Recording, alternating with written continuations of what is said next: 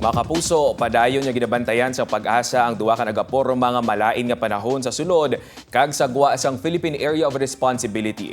Ang unang nga LPA nakitaan 790 kilometers east, northeast ang Basco, Batanes. Samtang ang isa pagid yara sa 2,950 kilometers sa sidlangan sang extreme northern Luzon. Magluwas sa among mga LPA nagaluntad sa gihapon ang hangin habagat sa southern Luzon, Visayas kag Mindanao.